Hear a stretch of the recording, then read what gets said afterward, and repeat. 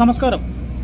അങ്ങനെ മലയാളികളേറെ കാത്തിരുന്ന മമ്മൂട്ടി കമ്പനിയുടെ 5ാമത്തെ ചിത്രം ടർബോ ട്രെയിലർ ഇറങ്ങിയ സമയം മുതൽ ഈ സിനിമ തിയേറ്ററിൽ വരാനും തിയേറ്ററിൽ ഇത് കാണാനും വേണ്ടി സിനിമ ആസ്വാദകർ, പ്രത്യേകിച്ച് മമ്മൂട്ടി ഫാൻസ്, വളരെ അധികം കാത്തിരുന്ന ഒരു ചിത്രമാണ് ടർബോ. ടർബോയുടെ ട്രെയിലർ തന്നെ അത് യൂട്യൂബിൽ വന്ന് ഏകദേശം ഒരു 1.5 മണിക്കൂർ ആകുമ്പോഴേക്ക് തന്നെ അത് 1 മില്യൺ ക്രോസ് ചെയ്തിട്ടുണ്ട്. അത്രയും വ്യൂസ് കിട്ടിയ ഒരു ട്രെയിലർ, മാസ് അടിപ്പടം, അങ്ങനെ ഒരു പടം, ആ ഒരു പ്രതീക്ഷ കൊടുത്തുകൊണ്ട് തന്നെയാണ് ഇന്ന് രാവിലെ 9 മണിക്ക് തിയേറ്റർ റിലീസായത്. മമ്മൂട്ടി, രാജ്ബി ഷെട്ടി, അഞ്ജന, അങ്ങനെ ശബരീഷ്, അങ്ങനെ കുറച്ച് താരങ്ങൾ ഈ സിനിമയുടെ ഭാഗമായിട്ട് വളരെ മനോഹരമായിട്ട് അവരുടെ അഭിനയം കാഴ്ചവെച്ചു. പക്ഷേ എന്നാലും ഇതിലെടുത്തു പറയേണ്ട ഒരു സാധനം എന്ന് വെച്ച് കഴിഞ്ഞാൽ 73ാം വയസ്സിലും മമ്മൂക്ക ചെയ്ത ഫൈറ്റ്, ഒരു 7 ഫൈറ്റുകളുണ്ട് ഈ ചിത്രത്തിൽ. 7 ഫൈറ്റും ഒന്നിനൊന്ന് വ്യത്യസ്തമായിട്ടുള്ള ഫൈറ്റുകൾ. പോലീസ് സ്റ്റേഷനിലുള്ള ഫൈറ്റ്, ബസ്സിനകത്തുള്ള ഫൈറ്റ്, അങ്ങനെ പല സന്ദർഭങ്ങളിൽ ഈ മമ്മൂക്ക പല ഇൻ്റർവ്യൂവിലും പറഞ്ഞതുപോലെ തന്നെ ഫൈറ്റ് മനഃപൂർവ്വം ചെയ്യുന്നതല്ല, സാഹചര്യങ്ങൾ കൊണ്ട് ചെയ്യപ്പെടേണ്ടി വരുന്നതാണ് എന്ന് മമ്മൂക്ക ഇൻ്റർവ്യൂവിൽ പറഞ്ഞിട്ടുണ്ട്. അത് തന്നെയാണ് ഈ പടത്തിൽ കാണിച്ചിരിക്കുന്നത്. ഒരു സ്കാം ഇതിലുണ്ട്. ആ സ്കാമിൻ്റെ പിന്നാലെ പോകുമ്പോൾ ഉണ്ടാകുന്ന പല സാഹചര്യങ്ങളിൽ വില്ലനുമായിട്ട് ഏറ്റുമുട്ടുന്നതും മറ്റ് പല സന്ദർഭങ്ങളിലുണ്ടാകുന്ന യാദൃശ്ചികമായിട്ടുണ്ടാകുന്നതൊക്കെ ആയിട്ടുള്ള ഫൈറ്റുകളാണ് ഈ ചിത്രത്തിലെ ഏറ്റവും പ്രധാനപ്പെട്ട ഒരു സംഭവം.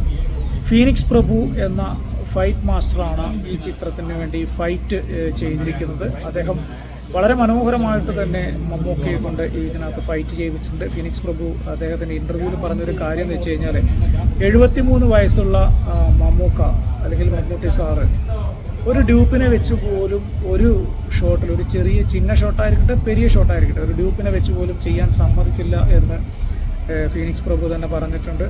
എന്തു തന്നെയാണെങ്കിലും മലയാളികൾക്ക് ഈ ഒരു സിനിമ വളരെ മനോഹരമായൊരു സിനിമ നൽകുന്നു. ഈ സിനിമയുടെ മ്യൂസിക് ചെയ്ത് ക്രിസ്റ്റോ സേവ്യറാണ് ബ്രഹ്മയുഗത്തിൻ്റെ മ്യൂസിക് ചെയ്തിരിക്കുന്നത്. അതിൽ നിന്ന് വളരെ വ്യത്യസ്തമായിട്ടുള്ള ഒരു മ്യൂസിക് അനുഭവം ഇതിലൂടെ ക്രിസ്റ്റോ കൊടുത്തിട്ടുണ്ട്. അതുപോലെ തന്നെ ഇതിൻ്റെ ക്യാമറ ചെയ്തിരിക്കുന്ന വിഷ്ണു ശർമ്മ, അദ്ദേഹവും വളരെ മനോഹരമായിട്ട് ചെയ്തിട്ടുണ്ട്.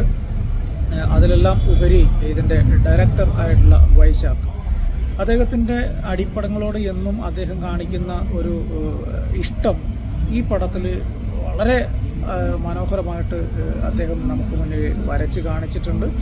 ഈ സിനിമയിൽ എന്താ പറയുക, ഏത് ജോണറിലാണ് ഈ സിനിമ വരുന്നത് എന്നത് തന്നെ വളരെ നേരത്തെ തന്നെ പറഞ്ഞിട്ടുള്ളതാണ്. അത് തിയേറ്ററിൽ വളരെ മനോഹരമായിട്ട് വിഷ്ണു ശർമ്മയെ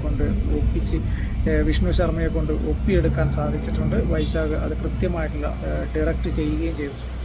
ഈ സിനിമയിൽ മറ്റ് എടുത്തു പറയേണ്ട കാര്യം, അതിൽ രാജ്ബി ഷെട്ടി വില്ലൻ ഒരു 1.5 മുതലാണ്. അത് പറയാതിരിക്കാൻ പറ്റില്ല. രാജ്ബി ഷെട്ടി ഓരോ സെക്കൻഡിലും അദ്ദേഹത്തിൻ്റെ അഭിനയ മികവ് മലയാളികൾക്ക് മുന്നിൽ കാണിച്ചു തരികയാണ്. ഞാൻ ഈ കാണുന്നതൊന്നും അല്ല മുതൽ, ഇതിലും വലുത് എൻ്റെ കയ്യിലുണ്ട് എന്ന് ഓരോ സെക്കൻഡിലും ഓരോ ഷോട്ടിലും മനസ്സിലാക്കി കൊടുത്തുകൊണ്ട് അടിപൊളിയായിട്ട് ചെയ്തിരിക്കുകയാണ് രാജ്ബി ഷെട്ടി. പിന്നെ നമ്മുടെ കാവാലയ്യ സുനിൽ, അദ്ദേഹം ഇതിനകത്ത് അഭിനയിച്ചിട്ടുണ്ട്. അങ്ങനെ കുറേ തമിഴ് ആർട്ടിസ്റ്റുകളൊക്കെയുള്ള ഒരു ചിത്രമാണ് ടർബോ. മലയാളികളേറെ കാത്തിരുന്ന ചിത്രം. ഒരിക്കലും നിരാശപ്പെടേണ്ടി വരില്ല. ഒരു കാര്യം കൂടി പറഞ്ഞ് അവസാനിപ്പിക്കാം. ഈ ചിത്രത്തിനൊരു സെക്കൻഡ് പാർട്ട് ഉണ്ടാവാനുള്ള സാധ്യതകളെല്ലാം ഉണ്ട്.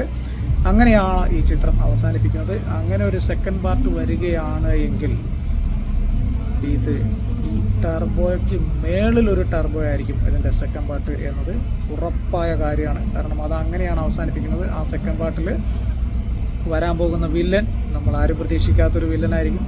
ഈ ഫസ്റ്റ് പാർട്ടിൻ്റെ അവസാനം അങ്ങനെ ഒരു വില്ലൻ്റെ ഒരു വോയിസ് ഓവറോട് കൂടിയാണ് ഈ ചിത്രം അവസാനിക്കുന്നത്. എന്തായാലും നമുക്ക് ഒരിക്കലും ടിക്കറ്റ് എടുക്കുന്ന പൈസ നഷ്ടമാകില്ല. ഈ 2024 ഒരു ബ്ലോക്ക് ബസ്റ്റർ ആവാൻ മമ്മൂട്ടി കമ്പനിയുടെ 5ാമത്തെ ചിത്രം ടർബോയ്ക്ക് സാധിക്കട്ടെ. വളരെ മനോഹരമായിട്ട് ഈ ചിത്രം അണിയിച്ചൊരുക്കിയ ഇതിൻ്റെ അണിയറ പ്രവർത്തകർ, ഇതിൻ്റെ ആർട്ടും പ്രൊജക്ട് ഡിസൈനറൊക്കെ ചെയ്ത ഷാജി നടുവിലാണ്. നമ്മുടെ കണ്ണൂർ സ്ക്വാഡിൻ്റെയൊക്കെ ആർട്ട് തിക്രി വില്ലേജൊക്കെ ചെയ്തിട്ടുള്ള ഷാജി നടുവിലാണ് ഇത് ചെയ്തിരിക്കുന്നത്. അദ്ദേഹവും വളരെ മനോഹരമായിട്ട് അദ്ദേഹത്തിൻ്റെ പാർട്ട് ഇതിൽ ചെയ്തിട്ടുണ്ട്. എന്തായാലും ഓരോരുത്തരും അവരവരുടെ പാർട്ട് വളരെ ഭംഗിയായിട്ട് ചെയ്തതുകൊണ്ട് തന്നെ കാഴ്ചക്കാർക്ക് ഈ സിനിമ ഒരിക്കലും ബോറടിക്കില്ല. വളരെ മനോഹരമായ ഒരു അണിയിച്ചൊരുക്കൽ നമുക്ക് തിയേറ്ററിൽ ഒരു സെക്കൻഡ് പോലും ബോറടിക്കാതെ പോയിരുന്നിട്ട് കണ്ടിട്ട് കൈയടിച്ച് വളരെ സന്തോഷത്തോടു കൂടി ഒരു മാസ് പടം കണ്ടിട്ട് ഇറങ്ങി വരാം.